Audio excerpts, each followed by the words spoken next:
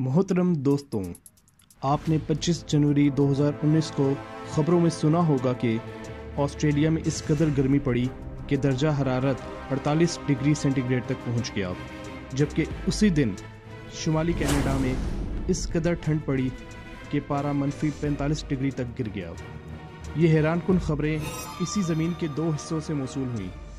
इन खबरों को सुनकर कई दोस्तों के जहन में सवाल उभरा कि ये कैसे मुमकिन है कि एक ही ज़मीन पर मौजूद दो खित्तों के दर्जा हरारत में इस कदर फ़र्क आ गया। आज की वीडियो में हम इसी सवाल की पुरसरारियत को समझने की कोशिश करेंगे। वीडियो देखने से पहले नए आने वाले दोस्तों से गुजारिश है कि ज़ेबनामा चैनल को सब्सक्राइब कीजिए और बेल आइकन पर क्लिक कीजिए। शुक्रिया।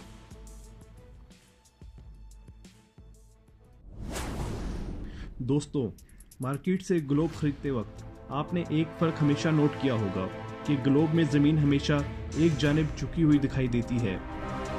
ये झुकाव वैसे ही नहीं दिखाया जाता, बल्कि ज़मीन सच में ऐसे झुकी हुई है।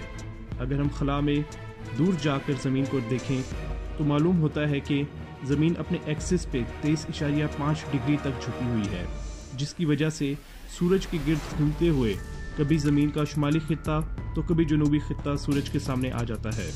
जो खित्ता सूरज के सामने होता है उस पर सूरज की शुआएं सीधी पड़ रही होती हैं, जबकि उसी दौरान दूसरे खित्ते पे सूरज की शुआएं तिरछी पड़ रही होती हैं, जिस वजह से हर वक्त ज़मीन के एक हिस्से पे गर्मी और एक हिस्से पे सर्दी का मौसम रहता है।